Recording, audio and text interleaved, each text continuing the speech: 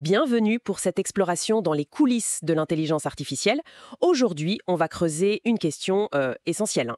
Comment on passe de simple utilisateur à, on va dire, véritable chef d'orchestre des IA?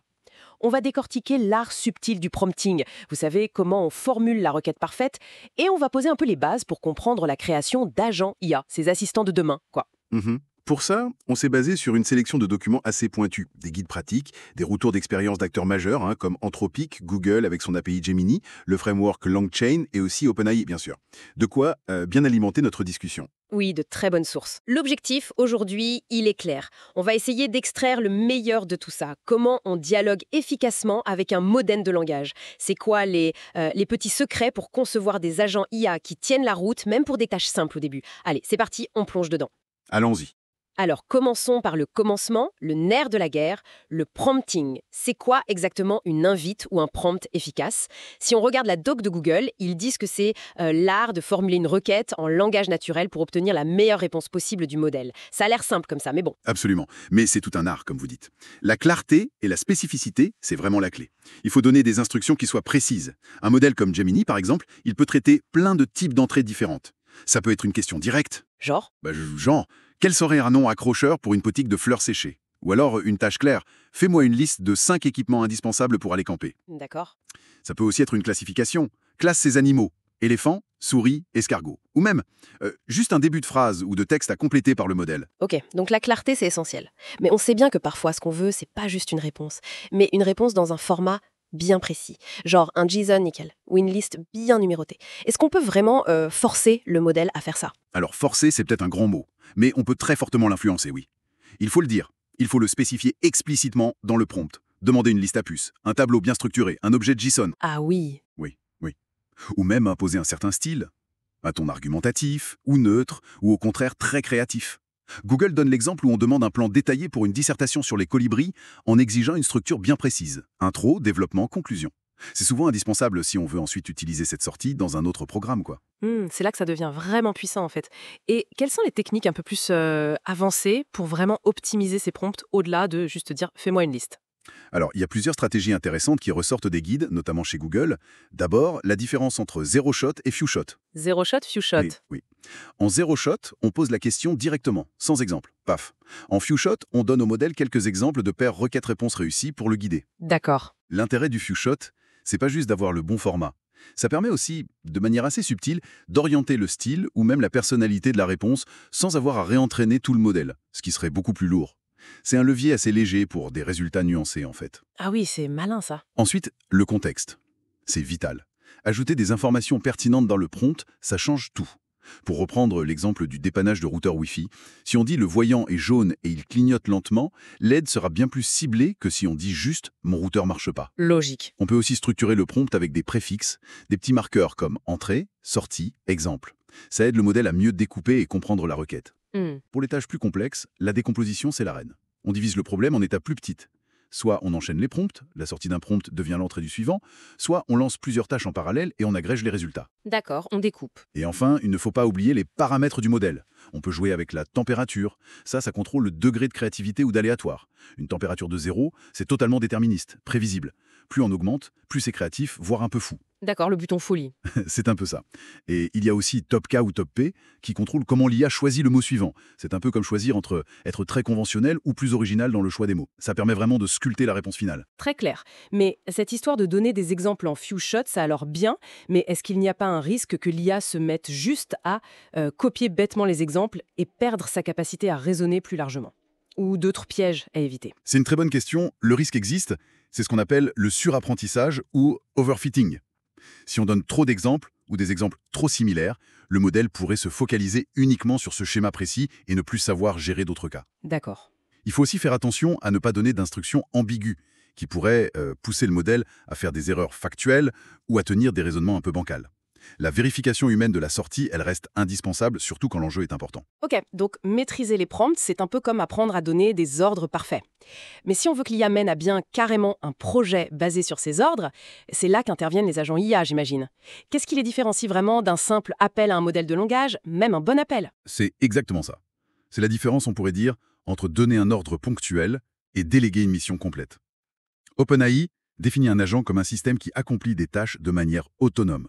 Le point crucial, c'est qu'il utilise un LLM, pas seulement pour comprendre ou générer du texte, mais pour piloter un flux de travail, un workflow, et prendre des décisions en faisant appel à des outils externes. Ah oui, les outils externes. Voilà. Anthropic affine un peu cette idée. Ils font une distinction entre les workflows, qui sont des séquences plutôt prédéfinies, où le LLM et les outils sont orchestrés, et les agents à proprement parler, où là le LLM dirige de façon plus dynamique ses propres actions et l'utilisation des outils. Il a plus d'autonomie, quoi. Et concrètement, quand est-ce que ça vaut vraiment le coup de se lancer dans la construction d'un agent, plutôt que de se contenter d'un prompt très bien fait, éventuellement avec un peu de recherche d'infos, le fameux RAG? Alors d'après OpenAI, les agents sont particulièrement pertinents là où l'automatisation classique patine un peu. Typiquement, quand il y a des décisions complexes à prendre, avec beaucoup de nuances, d'exceptions. Pensez à l'approbation d'un remboursement pour un client, par exemple. Je vois. Ou pour les systèmes qui ont énormément de règles, très difficiles à maintenir à jour, comme l'analyse de la sécurité d'un fournisseur. Ou encore pour des tâches qui nécessitent d'interpréter du langage naturel non structuré ou d'avoir une vraie conversation, comme pour traiter une déclaration de sinistre en assurance. D'accord. Cela dit, Anthropic nous rappelle quelque chose d'important. Il faut toujours chercher la solution la plus simple d'abord. Parfois, un simple appel LLM, enrichi par une recherche d'informations, c'est ça le RAG, Retrieval Augmented Generation, où l'IA va chercher des infos dans des documents avant de répondre, un peu comme un examen à livre ouvert. Oui, j'ai entendu parler de ça. Mais parfois, ça suffit largement et c'est beaucoup moins complexe à mettre en place et à maintenir qu'un agent complet. D'accord, donc privilégier la simplicité si possible, mais admettons que l'agent s'impose comme la bonne solution. Quels sont les ingrédients de base, les briques fondamentales pour en construire un? Les différentes sources, OpenAI, Anthropic, elles convergent globalement sur 3 piliers essentiels. Premièrement, Mhm. le modèle, le LLM. C'est le cerveau de l'agent, celui qui raisonne, qui planifie, qui décide. Le cerveau. Le choix du modèle, un gros comme GPT-4, un Claude 3 Sonnet, ou des modèles plus légers et rapides comme Claude 3.5 Haiku, ça va dépendre de la complexité de la tâche, de la latence qu'on peut accepter, et bien sûr du coût. Une bonne pratique suggérée par OpenAI, c'est de prototyper avec le modèle le plus puissant pour voir ce qui est théoriquement possible. D'accord. Puis d'optimiser, si c'est faisable, avec des modèles plus légers pour réduire les coûts et la latence. Logique. Et le deuxième pilier? Deuxièmement, les outils. Ça, ce sont les mains de l'agent. Ce sont des fonctions externes, des API, que l'agent peut appeler, on parle de tool calling ou function calling.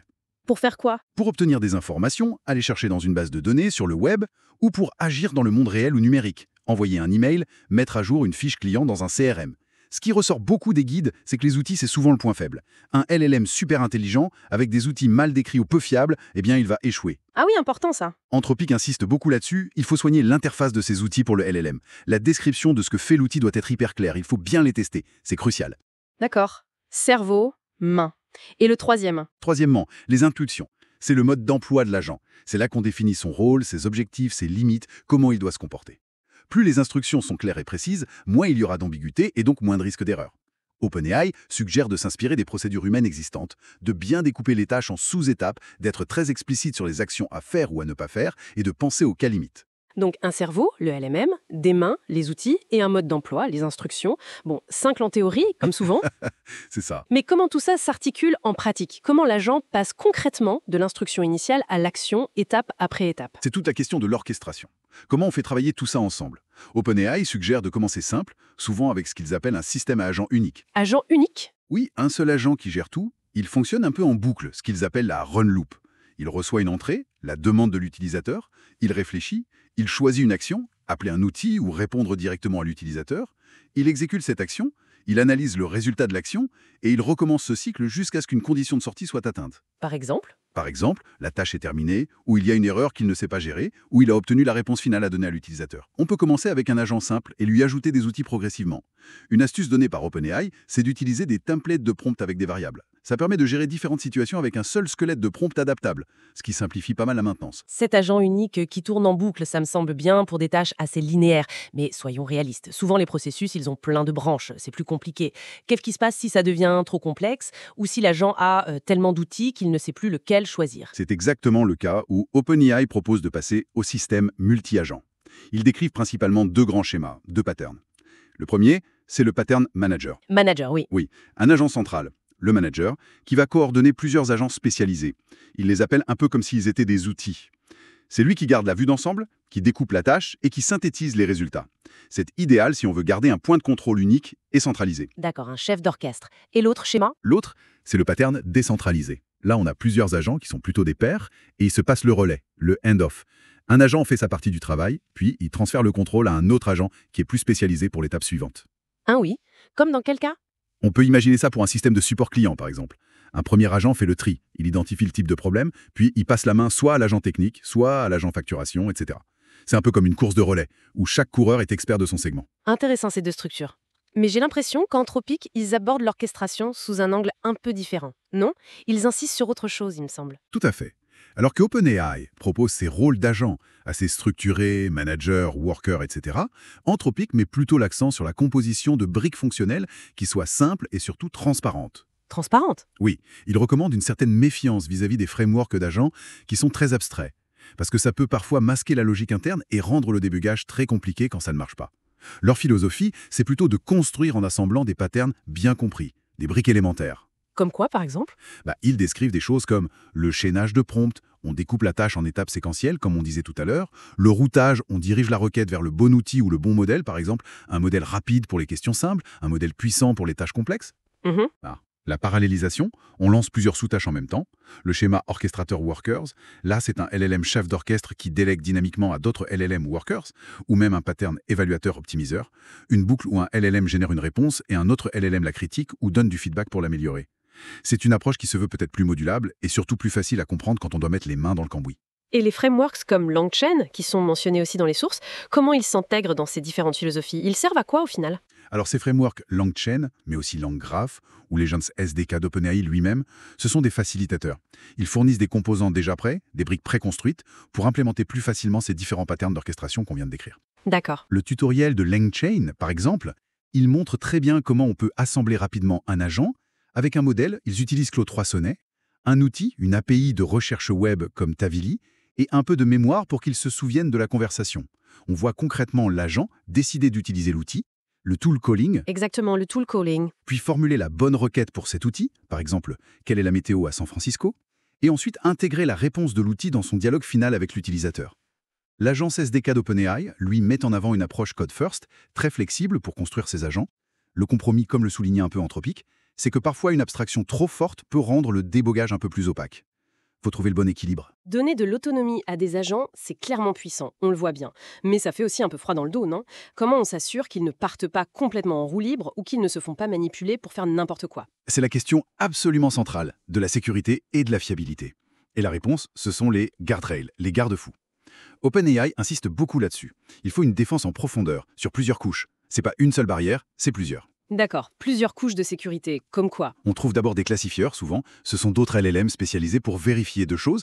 La pertinence, est-ce que l'agent reste bien dans son domaine d'expertise? Et la sécurité, est-ce qu'il détecte les tentatives de détournement, les fameux jailbreaks ou prompt injections, où on essaie de lui faire dire ou faire des choses interdites. Mhm. Ensuite, des filtres pour les informations personnelles identifiables, les PI, les noms, les adresses e-mail et les numéros de téléphone. C'est crucial que l'agent ne divulgue pas ces informations sensibles.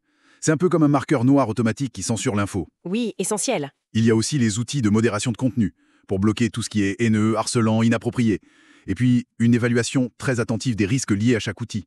Un outil qui se contente de lire une base de données, ça n'a pas le même niveau de risque qu'un outil qui peut effectuer un paiement ou modifier des données critiques. Évidemment.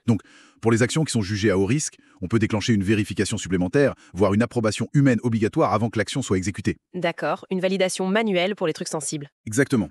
On peut aussi utiliser des règles plus simples, plus déterministes, des listes noires de mots-clés interdits, des limites de longueur pour les réponses, ou des filtres basés sur des expressions régulières, les fameux regex, ces super détecteurs de motifs, pour bloquer des menaces bien connues comme les injections SQL dans les requêtes aux bases de données. Et enfin, il faut aussi valider la sortie de l'agent, pour s'assurer qu'elle reste conforme, par exemple, à l'image de marque de l'entreprise. Ça fait beaucoup de filets de sécurité à mettre en place.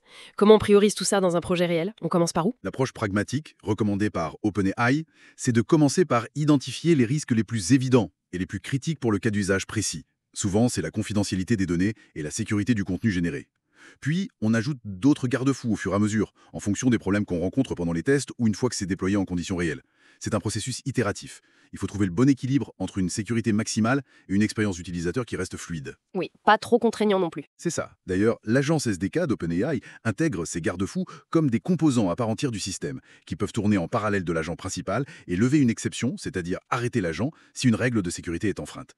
Et Anthropic, de son côté, renchérit avec 3 grands principes pour avoir des agents qui soient à la fois efficaces et fiables. Toujours viser la simplicité dans la conception, assurer la transparence, pouvoir comprendre comment l'agent raisonne, et soigner particulièrement l'interface agent-ordinateur ACI, notamment la façon dont les outils sont décrits au LLM. C'est souvent là, disent-ils, que le bas blesse. D'accord. Mais même avec tous ces garde-fous, si l'agent se retrouve complètement bloqué ou s'il est sur le point de faire une grosse bêtise, malgré tout, Alors là, l'ultime recours, qui est indispensable surtout au début quand on lance un agent, c'est l'intervention humaine. OpenAI le souligne bien. Il faut absolument prévoir des portes de sortie, des mécanismes pour que l'agent puisse dire «là je ne sais pas faire» ou «c'est trop risqué» et passer la main à un humain. Soit parce qu'il a échoué plusieurs fois de suite, soit parce qu'il fait face à une situation totalement inconnue, soit avant d'exécuter une action jugée trop critique, comme autoriser un très gros remboursement par exemple. L'humain reste dans la boucle. bon. Alors, qu'est-ce que tout cela signifie, comme on dit? Quel parcours quand même? On est parti de l'art de bien prompter son IA, de formuler la bonne requête, puis on a vu les briques essentielles pour construire des agents, le modèle, les outils, les instructions. Le cerveau, les mains, le mode d'emploi. Exactement. On a exploré comment les orchestrer, l'agent unique qui tourne en boucle, les architectures multi-agents plus complexes ou l'approche plus composable d'Anthropic. Et surtout, on a terminé sur l'importance absolument capitale des garde-fous, de la sécurité, pour que tout ça reste sous contrôle et soit fiable. Tout à fait. Et comprendre ces mécanismes, ces rouages, ça permet non seulement de mieux interagir avec les IA qu'on utilise tous les jours, mais ça démystifie aussi un peu la création d'outils personnalisés basés sur l'IA. Même des outils simples, qui peuvent automatiser certaines tâches et nous libérer du temps. C'est une compétence qui devient de plus en plus utile, je pense, et qui va au-delà de juste savoir utiliser une IA. Oui, c'est clair. Et pour finir, peut-être la question qui ouvre la porte à la suite. Les agents qu'on a décrits aujourd'hui, ils sont surtout réactifs, hein. On leur donne une tâche, ils l'exécutent. Mais est-ce que demain, ils pourraient développer une forme d'initiative, anticiper un besoin avant même qu'on le formule, agir de manière proactive pour atteindre des objectifs plus généraux qu'on leur aurait donnés? C'est la grande question. Si oui, quelle question fascinante et aussi un peu vertigineuse ça poserait sur le contrôle, sur l'éthique, sur notre collaboration future avec ces nouvelles formes d'intelligence. Vaste sujet, de quoi alimenter nos prochaines explorations, hein, sans aucun doute.